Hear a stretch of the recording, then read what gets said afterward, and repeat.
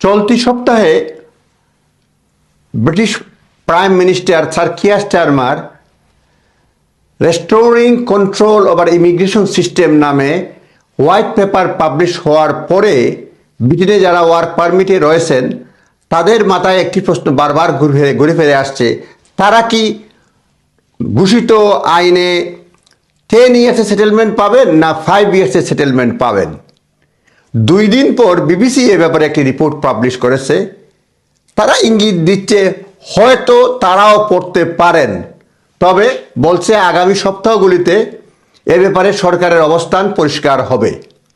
অর্থাৎ যারা ব্রিটেনে অলরেডি ওয়ার্ক ভিসায় রয়েছেন তারা 5 বছরের সেটেলমেন্ট পাবেন না 10 বছরের সেটেলমেন্ট পাবেন, এই বিষয়টি পরিষ্কার হবে আগামী কয়েক সপ্তাহের মধ্যে।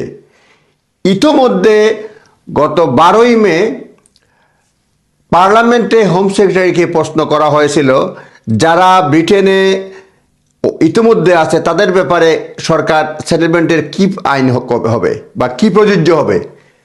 হোম সেক্রেটারি সরাসরি উত্তর দেন নাই। ইভেট কুপার হোম সেক্রেটারি বলছেন যে এ ব্যাপারে যথাসময়ে জানিয়ে দেওয়া হবে, কনসাল্ট করা হবে, তারপরে আইনে পরিণত করা হবে।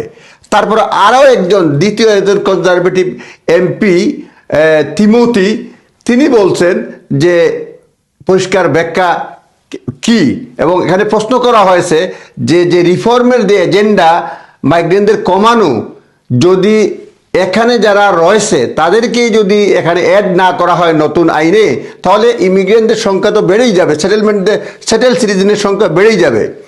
এই ক্ষেত্রেও British home secretary Yvette Cooper সরাসরি উত্তর না দিয়ে বলছেন যে আইনটা যত সুইফটলি সম্ভব অ্যামেন্ড করা হবে এবং ওয়াইডলি অ্যাপ্লাই করা হবে। এই ওয়াইডলি বলতে কি বোঝায় এখনো পরিষ্কার নয়।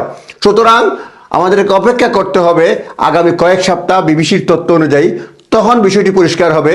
যারা ইতিমধ্যে ব্রিটেনে রয়েছেন তারা তাদের সেটেলমেন্ট 5 বছর হবে না 10 বছরে, আমরা তাদেরকে নতুন কোনো আপডেট আসলেই জানিয়ে দেব। সে পর্যন্ত আমাদের সঙ্গেই থাকুন।